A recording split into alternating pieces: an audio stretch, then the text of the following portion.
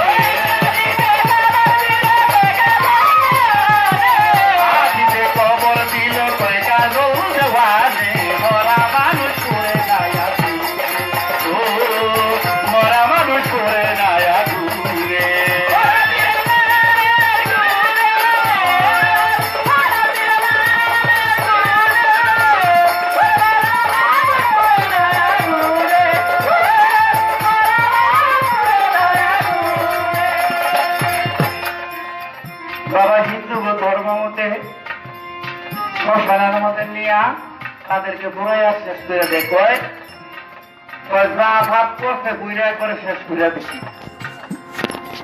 আসলে বাবা খাঁটি গুরুর খাঁটি ভক্ত কি আগুন দিয়ে পোড়া যায়, তারে কি মাটিতে খায়?